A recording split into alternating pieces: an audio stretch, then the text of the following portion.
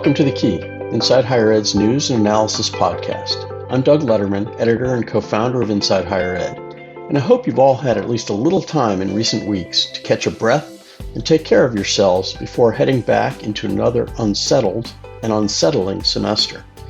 Most of us had expected, or at least hoped for, a lot more stability this fall, but here we are. For those of you involved in teaching and learning at your colleges and universities, that means continuing to live in that sometimes uncomfortable space you've inhabited for the last 18 months. Will my class have to go remote tomorrow? Have I designed my course to withstand that kind of disruption? Can I be effective no matter what setting we're in? These may not be fleeting questions for institutions and instructors, as higher education deals with a new reality that whether it's a global pandemic, or hurricanes or forest fires, or any other kind of interruption or disruption, circumstances may require, and students may demand, flexibility in how and when academic instruction is delivered. To talk about those and other issues, I'm joined for this week's episode of The Key by Jeff Borden, Chief Academic Officer at D2L and Executive Director of the Institute for Interconnected Education. Jeff is a longtime faculty member, academic administrator, writer, and speaker. And while he spends a lot of time thinking and talking about technology, he's particularly focused right now on whether colleges and instructors sustain their pandemic-era focus on non-cognitive as well as cognitive needs. The two supportive angles of the learning triangle are affection and conation. And we now know you need both of those things if you want to look at the holistic learner. And so schools, I think, really got a good sight or insight into that. Students were able to finally sort of bubble that up as an actual need, maybe with better semantics and language around it. And I hope it sticks, because I know that there were some schools that really made an effort intentionally to try to help students feel supported from a distance. They shouldn't give that up when COVID is quote unquote over. Before we begin today's conversation, here's a word from the sponsor of this week's episode, D2L, maker of the Brightspace Learning Platform. This episode of The Key is sponsored by D2L Brightspace, the LMS partner for top institutions around the world. D2L is a global leader with a cloud-based platform that is easy, flexible, and smart. See how you can level up your LMS at www.d2l.com. Jeff, welcome to The Key, and thanks for being here. Well, thanks so much, Doug. It's really, really great to be here and to speak with the audience. Thanks. You've been a longtime college instructor. You've been an academic administrator, in addition to your roles at technology companies and as a consultant and speaker.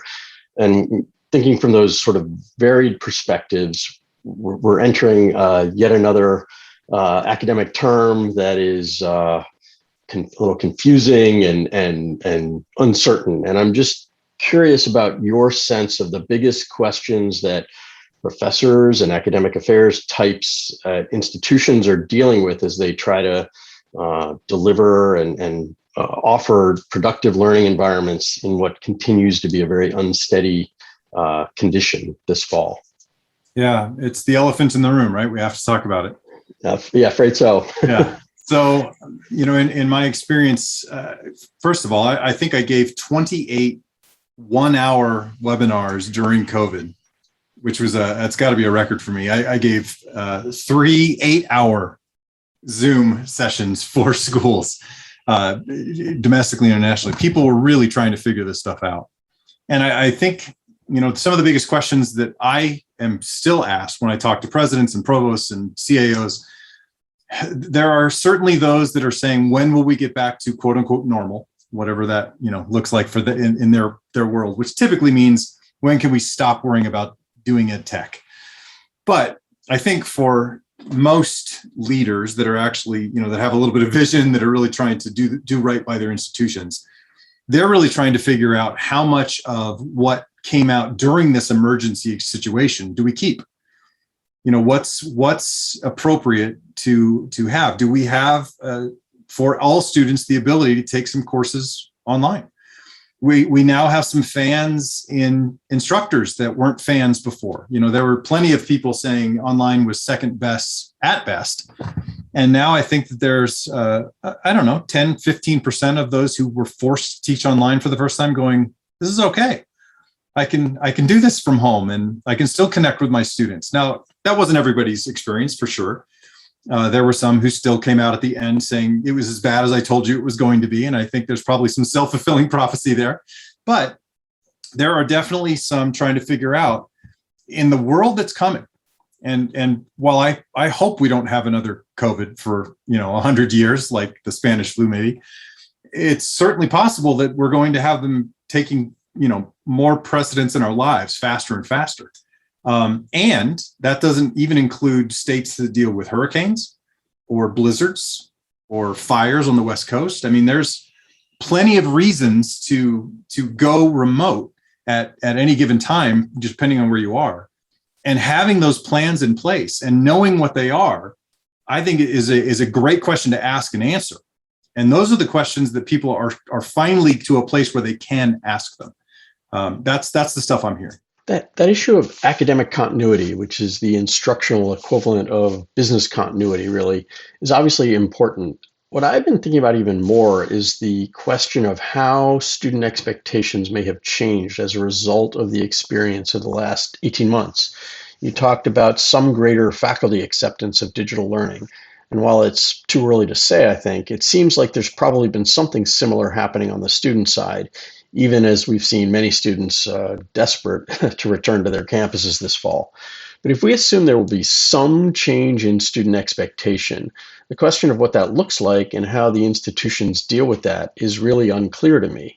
To the extent that we see students expecting to be able to take one or more of their courses online.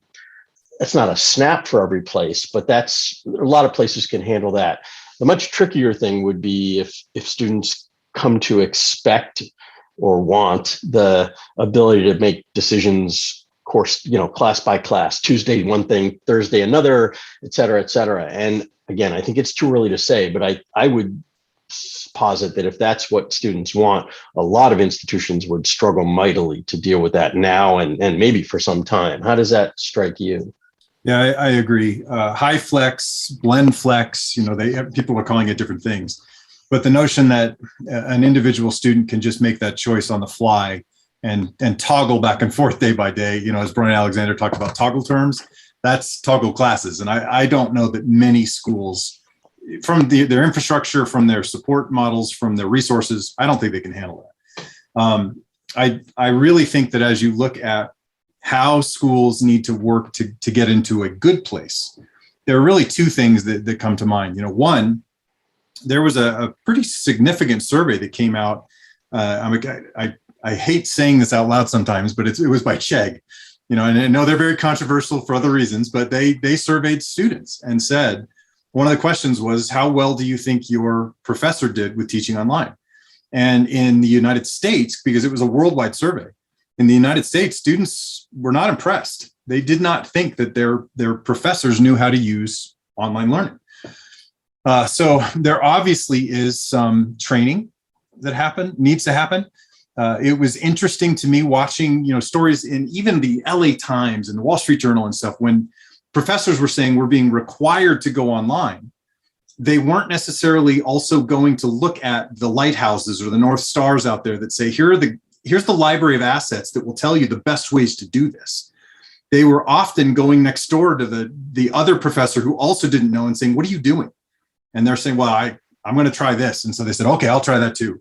And so there was a bevy of professors who didn't know what to do and didn't really go to the literature to see what to do.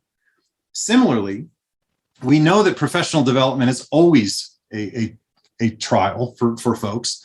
In the book that I just had come out last week, I'm the editor of this anthology. One of the professors who wrote one of the chapters is a professor in China.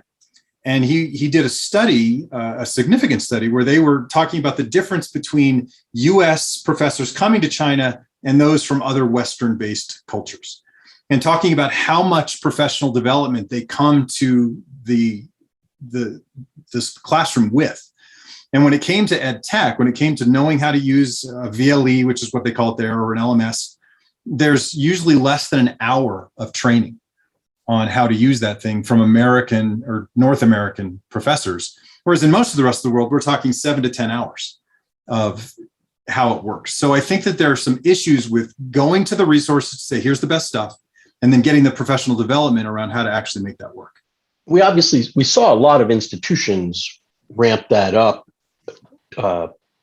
sometimes just in the spring break period before the Right.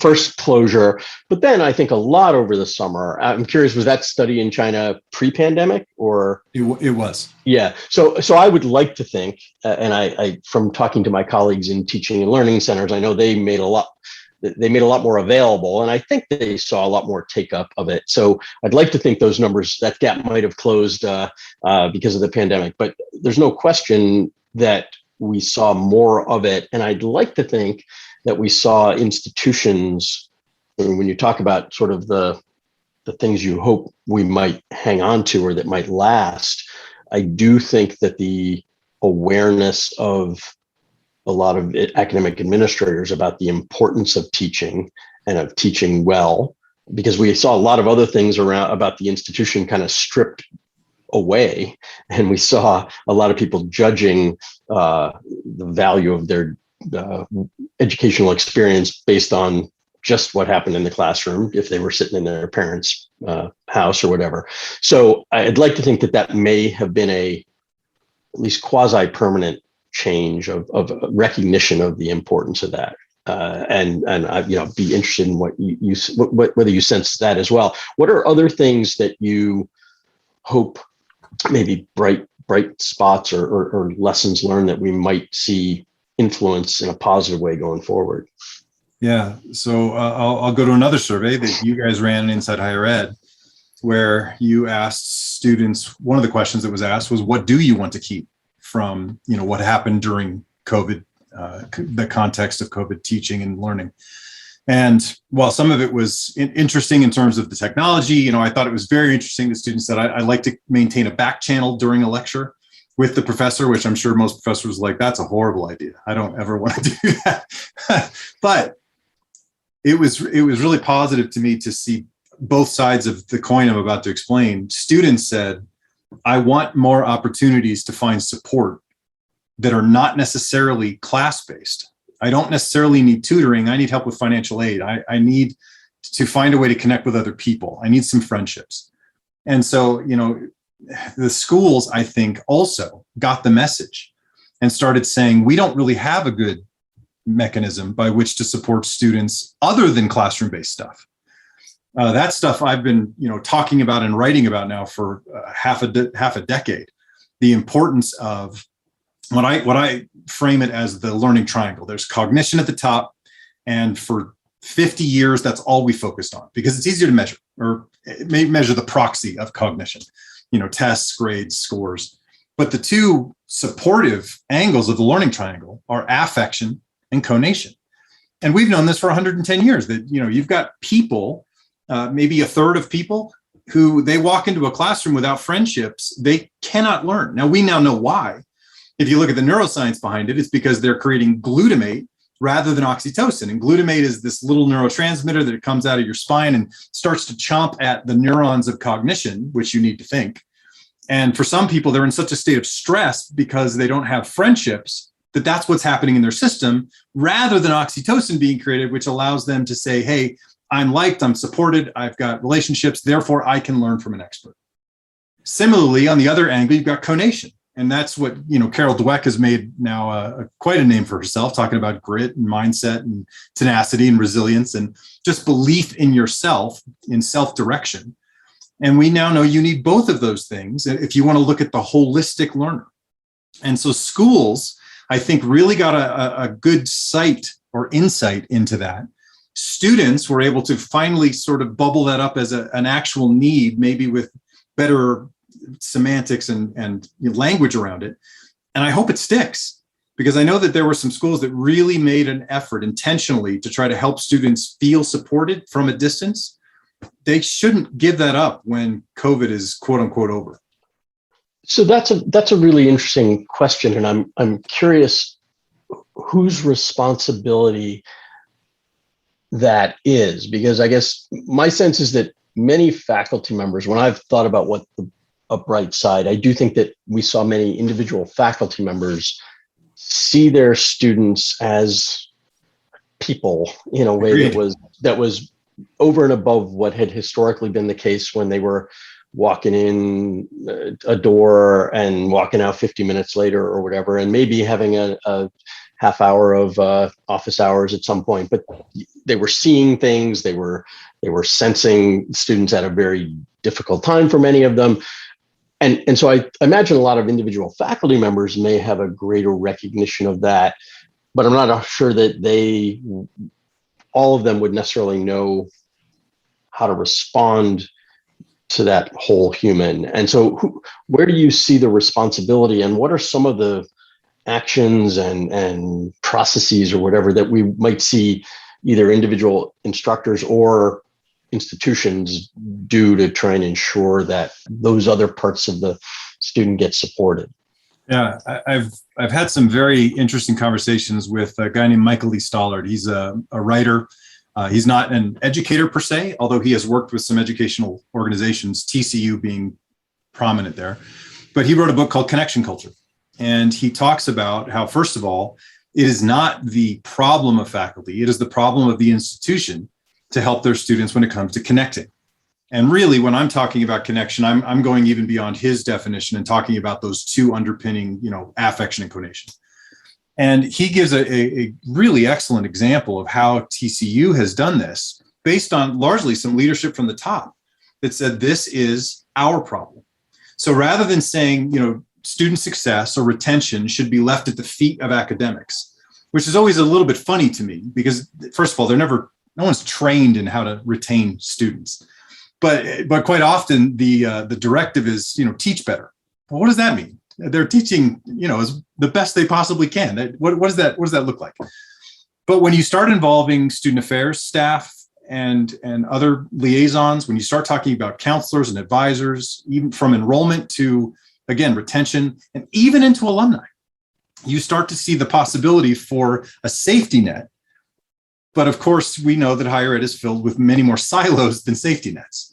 And that requires communication and connection. And that's where I've truly tried to make my mark in the last decade by creating underpinning infrastructure. There are technologies that can assist with this. I'm not saying it's a technology play, it doesn't have to be, but without it, doing this at scale is, I would argue, almost impossible, if not impossible. So when you create a community environment that you really connect to the learning environment, that you also then really connect to the student success and measurement tools that people have. I really don't care necessarily if you want to just go in and look at LMS data that says that 30% of your students are struggling, because you're not looking at the other 2/3 of students who are struggling, not cognitively, but because they don't have relationships. They're not connected. They're not involved with an organization. They don't have that direction. And so there are groups out there, technologies out there that can and should be connected, that would actually help us save these students, so that a faculty member can say, hey, I've got a problem student here, they're struggling academically, but I've also got a student affairs person who could say, hey, this person's in some trouble because they don't have any connection. This episode is sponsored by D2L Brightspace, the easy, flexible, and smart choice for your LMS. With D2L's powerful learning analytics, top institutions create personalized experiences for every learner to deliver real results and can act in real time to get at-risk learners back on track. Discover how you can level up your LMS at www.d2l.com.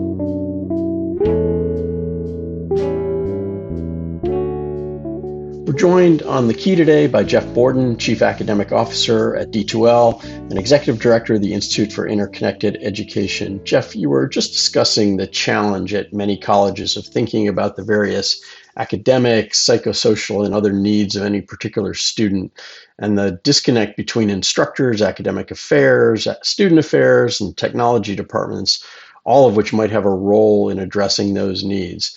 Is that disconnect primarily a data issue, a technology issue, an institutional structure issue? Is it all of the above? The siloed nature of higher ed has it really flared up and became obvious during COVID.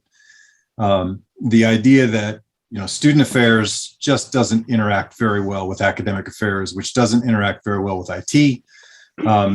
And you really just get a sense of, where does the tutoring office sit? Where does the writing center sit?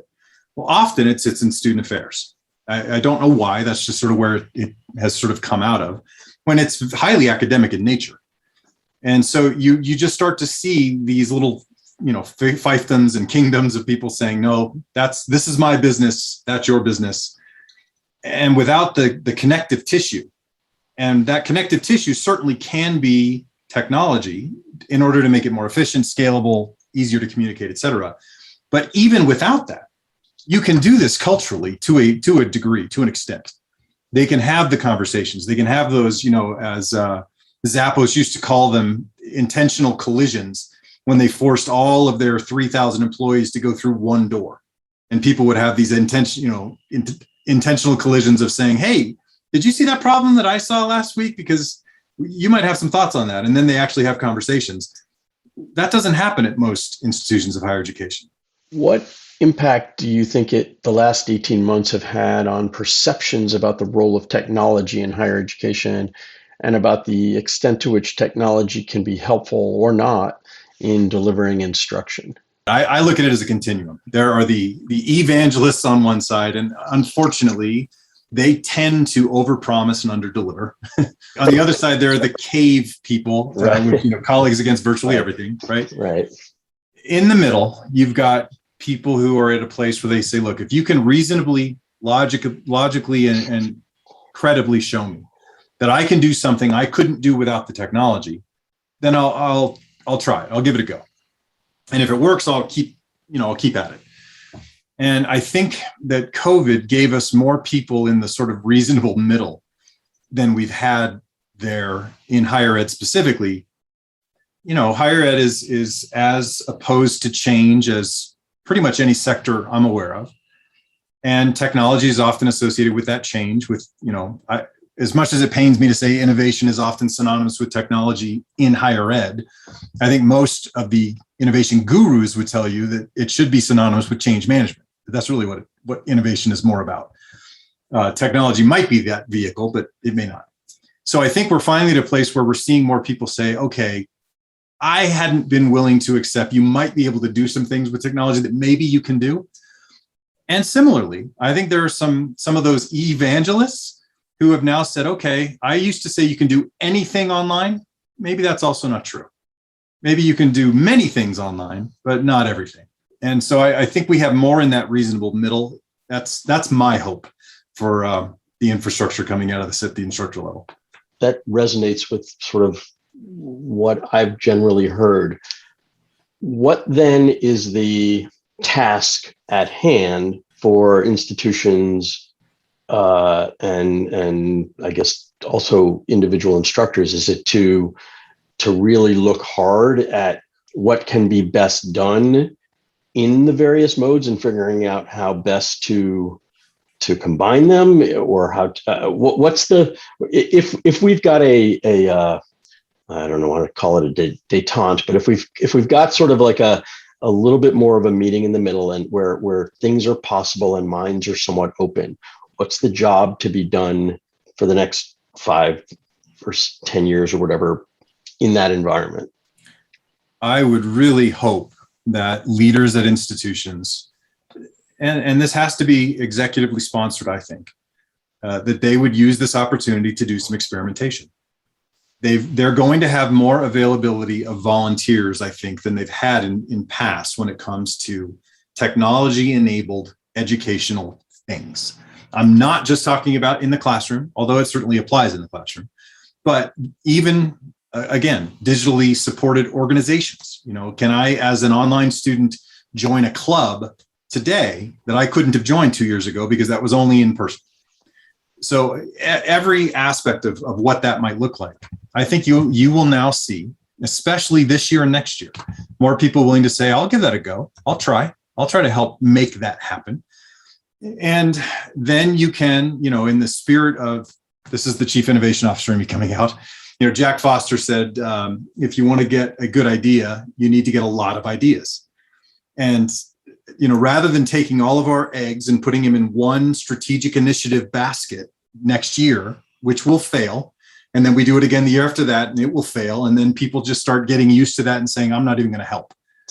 If we can start saying, let's experiment and let's try 10 things, 12 things, 20 things, and then the ones that are working, let's feed them.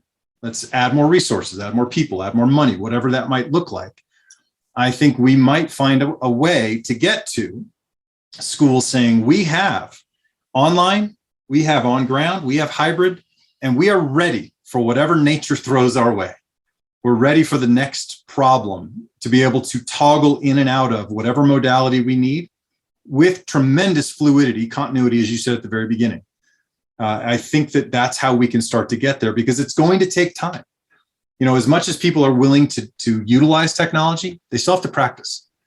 Your first online class will never be as good as your second, which will never be as good as your third, just like your face-to-face experience was the same way. So we still need time to practice as well as prepare.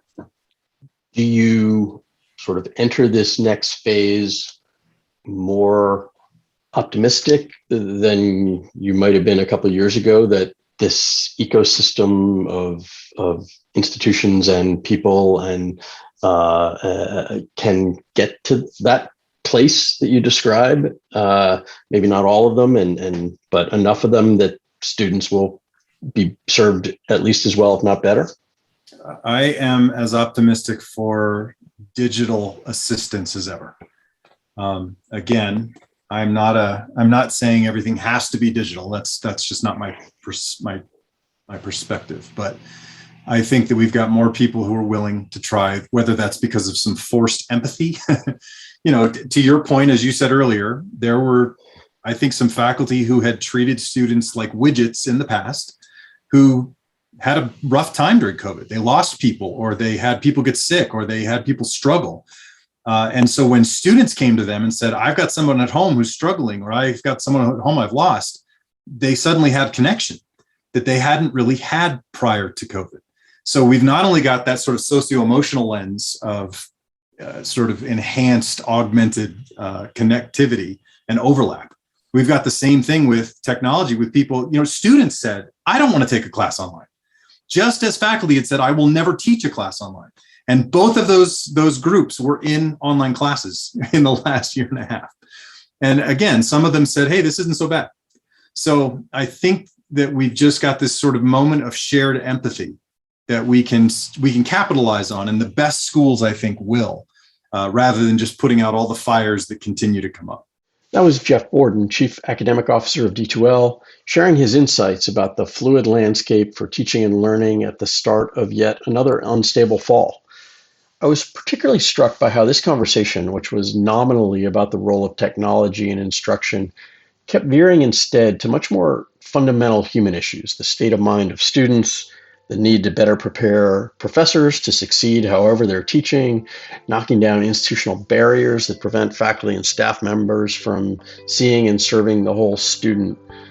Eager as we all are to get back to normal, let's try to hold on to that increased awareness many of us gained about the importance of the human side of our work, of our colleagues, our students, our clients.